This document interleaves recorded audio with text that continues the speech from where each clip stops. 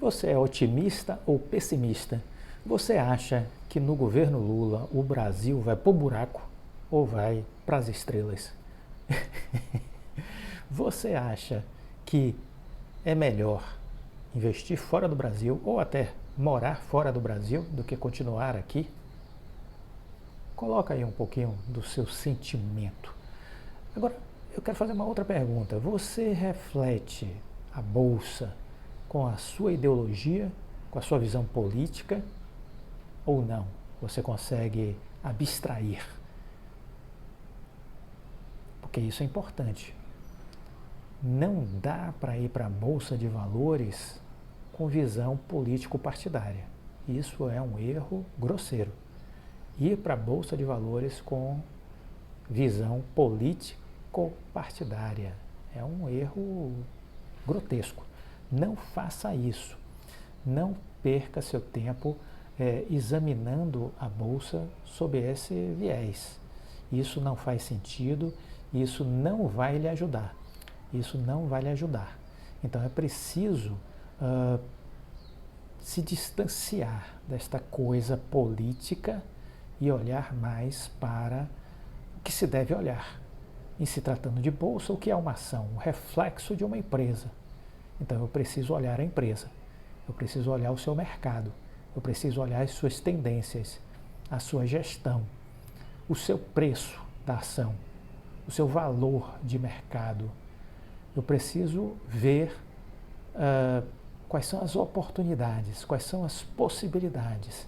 E preciso observar se o momento me permite comprar essa ação descontada. Se tudo isso for positivo, temos condições de tomar uma decisão. Veja que aqui nós não falamos em momento algum sobre partido político, presidente, governador, prefeito, vereador, deputado, senador. Não. Veja que não falamos sobre isso. Isso significa que isso não tem relevância. Se você não entender isso, eu lamento. Você vai estar sempre pensando com uma perspectiva equivocada.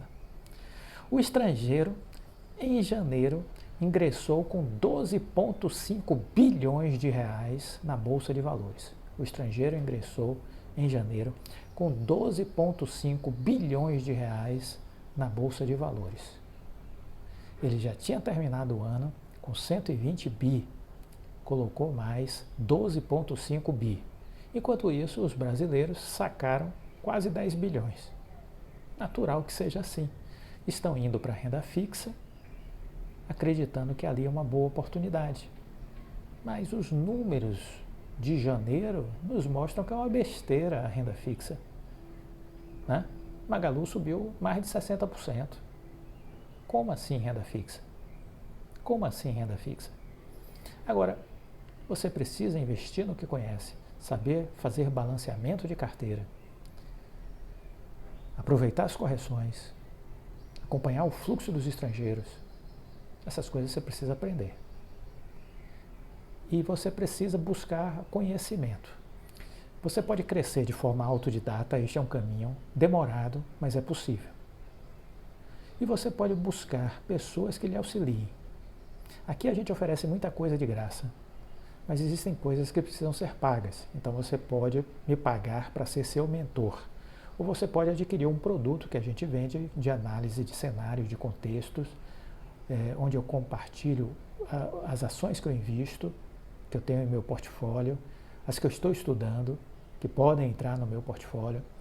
Aí eu falo sobre estratégia, ponto de entrada, ponto de saída. Então é um documento que pode lhe ajudar na sua tomada de decisão. Mas isso é pago, né? Não é gratuito. E você talvez não encontre coisas muito sofisticadas gratuitamente. Você vai precisar pagar. Aí você tem que avaliar o que você quer fazer. É isso que você tem que fazer, né? O fluxo de ingresso dos recursos de investidores estrangeiros se manteve elevado no mês de janeiro, mantendo um forte ritmo observado no ano passado. Também, assim como no ano passado, a contrapartida foi a saída de recursos dos nacionais. Isso continua. Por que continua? Porque uma parte grande vai para a renda fixa e uma parte grande é contaminada por um discurso, ao meu ver, equivocado, de que está tudo ruim, de que está tudo mal e que as perspectivas futuras são ruins e são mal. É a turma do hard, que é pessimista por natureza. Então essa turma contamina as discussões, contamina o entendimento das pessoas. Mas, recentemente, uma pessoa da área estratégica do Santander falou que admitia que os estrangeiros estavam otimistas e os nacionais pessimistas, e que a turma de banco de corretora precisava reconhecer que talvez nós, brasileiros, estivéssemos errados nas nossas análises.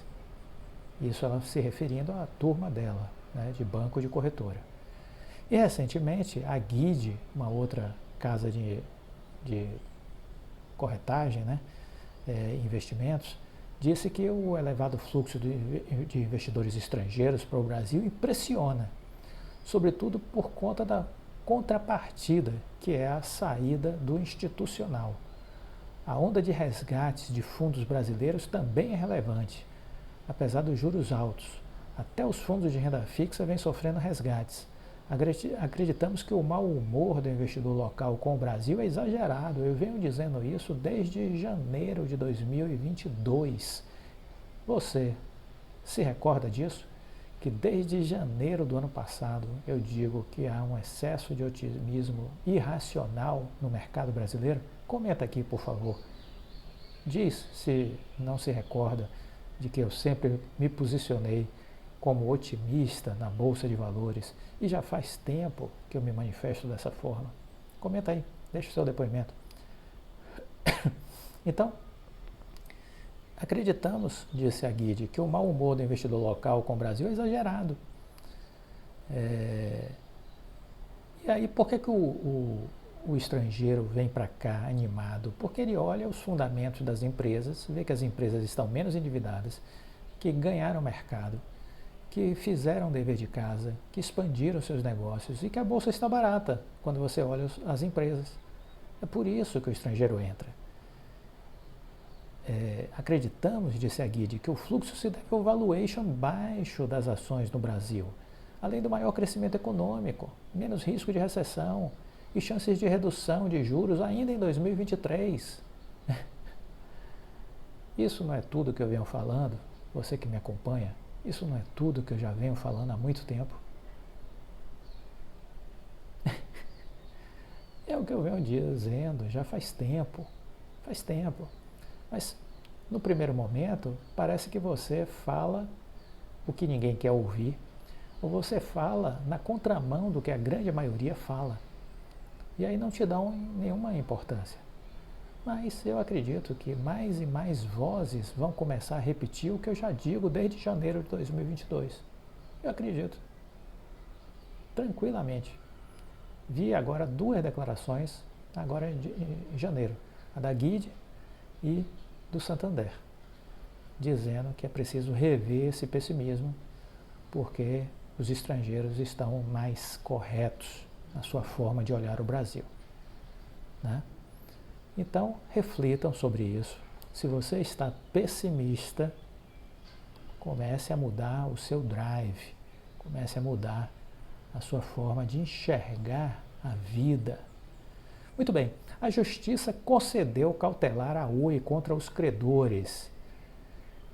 A Justiça concedeu cautelar à Oi contra os credores. O juiz Fernando Viana, da 7ª Vara Empresarial do Rio de Janeiro, nosso querido amigo, acolheu o pedido de tutela antecipada da Oi para evitar o pagamento das dívidas com vencimento iminente, a suspensão de serviços e insumos essenciais para a operadora por parte de fornecedores, entre outros pedidos.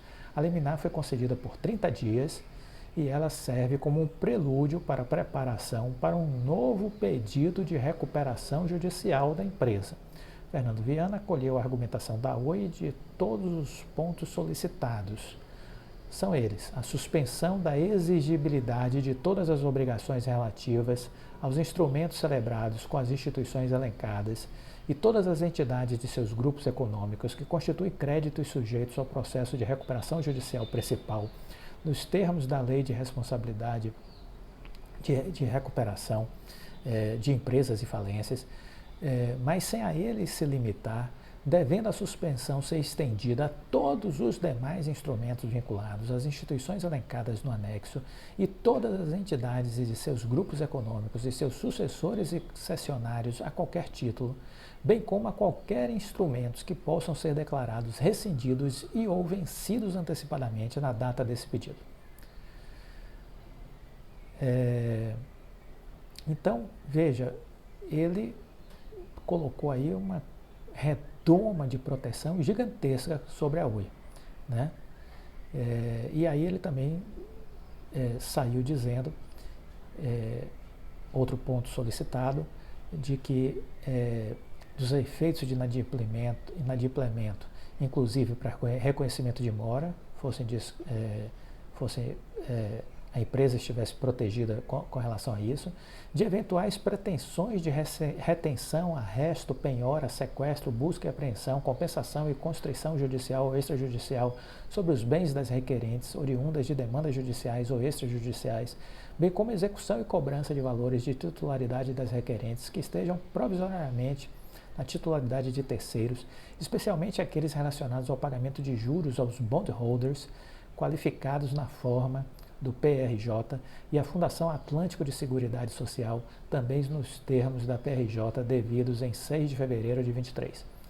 A sustação dos efeitos de toda e qualquer cláusula que, em razão deste pedido cautelar preparatório de recuperação do futuro pedido de recuperação judicial e ou das circunstâncias inerentes ao seu estado de crise, impõe o vencimento antecipado das dívidas e dos contratos celebrados pelas requerentes e ou autorize a suspensão e ou a rescisão dos contratos com fornecedores para o Grupo Oi, determinando-se que os fornecedores de produtos e serviços essenciais não alterem unilateralmente os volumes de produtos e ou serviços fornecidos, tão somente em razão desse pedido de cautelar, do futuro pedido de RJ e ou das circunstâncias inerentes ao seu estado. Determina a dispensa da apresentação de certidões negativas em qualquer circunstância, inclusive para que as requerentes exerçam sua atividade e para que obtenham benefícios fiscais. O juiz determina ainda a nomeação dos administradores judiciais, o rol de administração de falências. O processo deixa de correr em segredo de justiça e, para conhecer a íntegra do pedido de tutela, é só entrar no site. Então, veja, o juiz acolheu o pedido cautelar da Oi. A Oi está sob proteção da justiça. Ganha 30 dias e poderá, de repente, prorrogar esse prazo de 30 para 60 dias. Parece que existe algo nessa possibilidade. E aí, decidir, em definitivo, se entra com uma nova recuperação judicial. O que temos de estranho é que no ano passado, o Rodrigo Abreu, seu presidente, dizia que não precisava estar mais em recuperação judicial. O que mudou? Ele precisa vir a público dizer. O presidente ainda não veio, precisa vir. Fazer uma boa entrevista explicando isso, ipsis literis, sob pena de ter sua credibilidade jogada na lata do lixo. Jogada na lata do lixo. Claro, porque se você diz que está tudo bem, e aí depois você volta correndo dizendo que não está, isso é coisa de desequilibrado, não é coisa de uma pessoa séria. Então é preciso olhar e falar olho no olho com o mercado, com a imprensa, né? Convocar uma coletiva. Nada daquelas lives direcionadas com uma corretora que tem aí. Aquelas lives são muito direcionadas. Aquilo não pode servir mais de comunicação com o mercado. Eu sugiro que seja feita uma coletiva. Convide-se para um café da manhã. A Exame, o Estadão, o Valor Econômico, alguns canais da área de tecnologia. E aí se permita que os repórteres façam as perguntas que quiserem. Nada de direcionar. As perguntas que quiserem. Porque sem ser um ambiente muito controlado, pode-se perguntar o que quer. E o presidente terá que responder o que está sendo perguntado. Não cabe, neste momento, comunicações unilaterais, fatos relevantes. Não cabe. Se a estratégia da Oi será essa, eu acho, como consultor, que é a estratégia errada. É a estratégia errada. É o que eu acho. Posso estar errado, claro. Posso estar errado. Eu posso não estar sabendo de coisas que o Rodrigo Abreu sabe. Claro. Ele pode ter uma estratégia para gerar esse MEG. Porque o que ele gerou foi exatamente um MEG. Sabe o que é o MEG? MEG, M-E-G, mal-estar geral. O Rodrigo Abreu criou um MEG, um mal-estar geral, com os credores. Isso pode ser uma estratégia para forçar uma negociação? Pode. É melhor negociar fora de uma nova recuperação judicial? Ou você vai querer negociar dentro de uma nova recuperação judicial? Essa é a questão. Me parece muito pior negociar dentro de uma nova recuperação judicial. Vamos acompanhar, vamos aguardar. Mas eu acho que seria bom que o presidente convocasse os meios de comunicação para uma entrevista. Faria bem ao mercado e à sua base acionária. Sobretudo porque essa base acionária é composta pela grande maioria de pessoas físicas. Então, seria muito legal que essa comunicação pudesse acontecer desta forma. Fica aqui a sugestão. Muito bem. Eu gostaria de, nessa fase final, fazer alguns comentários breves, muito rápidos.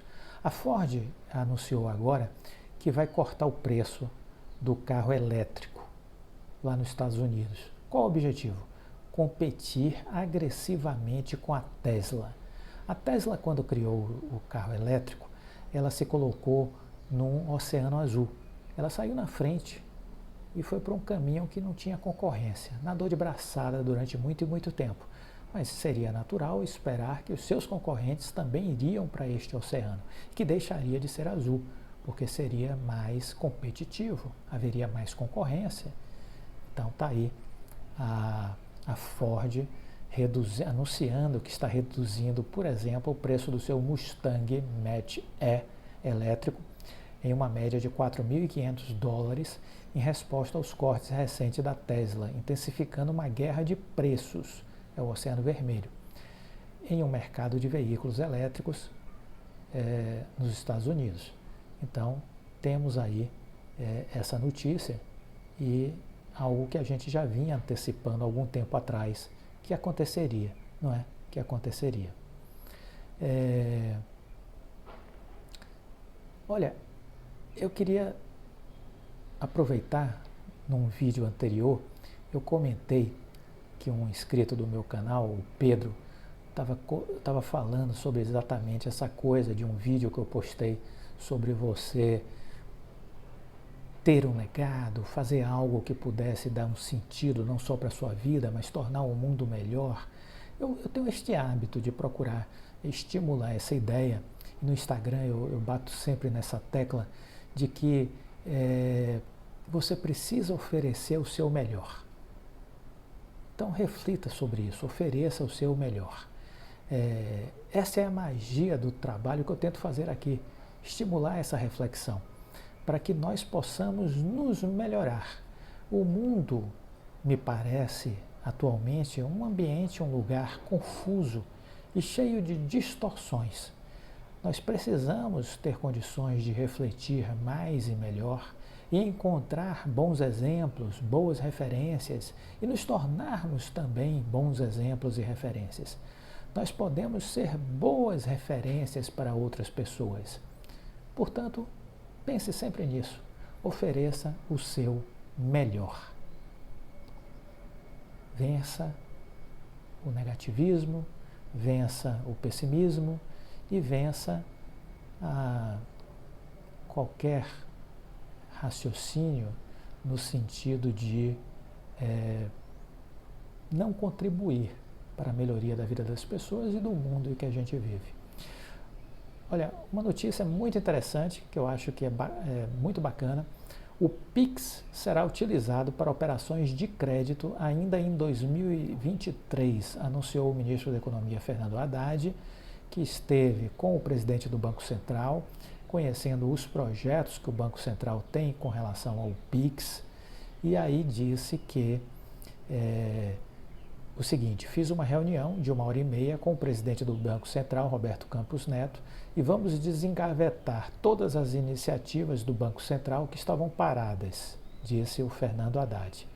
Dentre elas, o Pix para ser utilizado como operações de crédito, ainda este ano.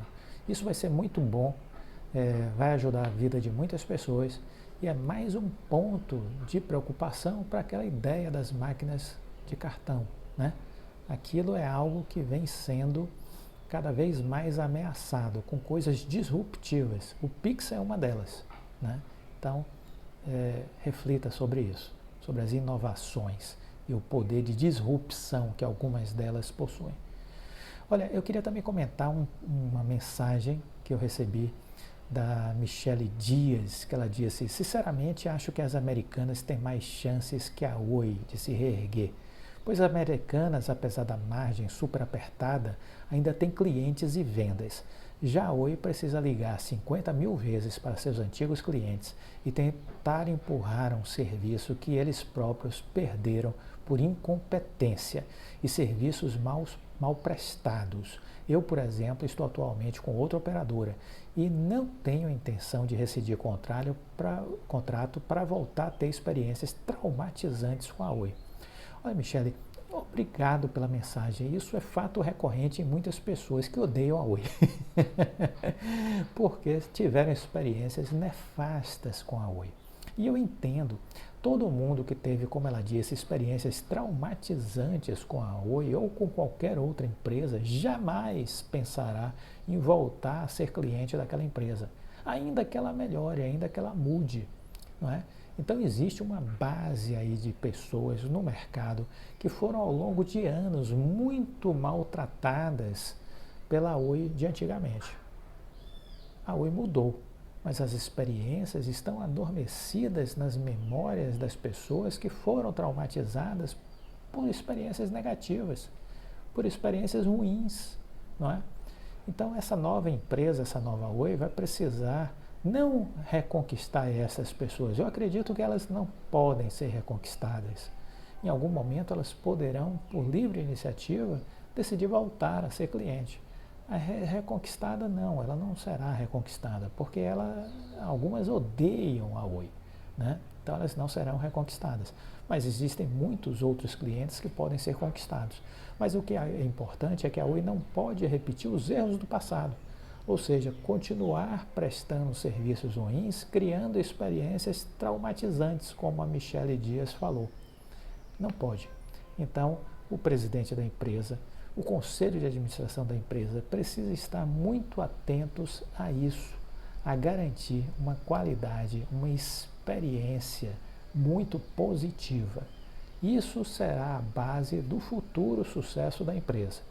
Isso será a base do futuro sucesso da empresa. Oferecer o seu melhor. É isso que vai fazer diferença. Gostou do vídeo? Deixe o like, compartilhe com os amigos e assine a nossa seleção de empresas. Fique com Deus e até a próxima. Tchau.